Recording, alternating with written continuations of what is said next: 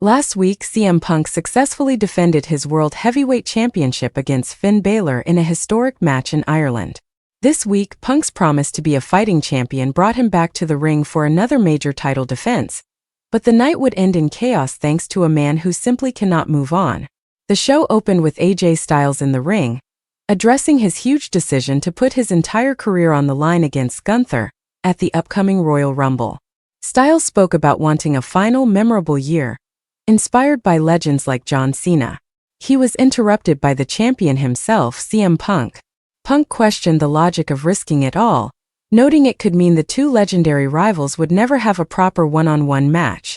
The back and forth led to Styles proposing a deal.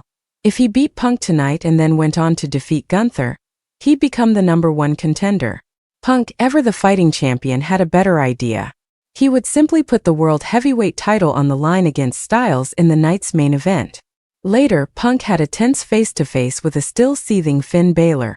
Balor thanked Punk for the memorable fight in his homeland, but the tension was thick. Punk challenged Balor to think about his legacy and the company he keeps, subtly questioning his alignment with Judgment Day. It was a moment that foreshadowed the storm to come. That storm arrived during the main event championship match. Punk and Styles were delivering the classic, hard-hitting encounter everyone expected, a back-and-forth battle between two of the best in the world. But the match was abruptly cut short when Finn Balor's music hit. Consumed by his loss the prior week, Balor sprinted to the ring and launched a vicious assault on CM Punk, causing a disqualification. And he wasn't done. After the bell, Balor unleashed his fury, hitting a battered Punk with not one, not two, but 3 devastating coups de graces, standing tall over the champion to send a violent message. While the disqualification finish is often frustrating, the story here is compelling. Punk is living his fighting champion pledge, routinely facing elite competition like Styles and Balor. And Balor, in his rage, has forcefully reinserted himself into the title picture in the most brutal way possible, creating a fascinating new problem for Punk as we march toward WrestleMania. It's a great hook that earns a strong grade. Elsewhere on a busy night, the women's division saw a major 6-woman tag team match. The team of Io Sky, the dominant women's world champion Rhea Ripley, and Stephanie Vaquer picked up a win over Liv Morgan, Raquel Rodriguez, and Roxanne Perez after Ripley planted Perez with her Riptide finisher. General Manager Adam Pearce made a huge announcement, reinstating the explosive Bron Breakker. Pearce also declared that all 4 members of the dominant faction, the Vision, would be entering the Royal Rumble match.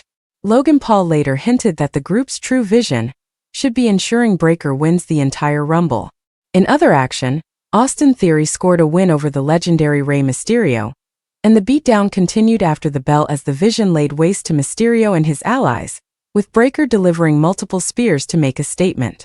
Backstage tensions simmered as Stephanie Vaquer launched a surprise attack on Raquel Rodriguez. We also got a chilling video package from Natalya, who explained her recent vicious attack on Maxine Dupree as the birth of a new ruthless version of herself, with her sights set on everything in her path. And in a chaotic tag team turmoil match to determine new #1 contenders, the unlikely duo of Otis and Akira Tozawa emerged victorious, last eliminating the Creed brothers to earn a future shot at the World Tag Team Championships. It was a night of title drama, personal vendettas, and seismic statements as the road to the Royal Rumble grows more intense by the week.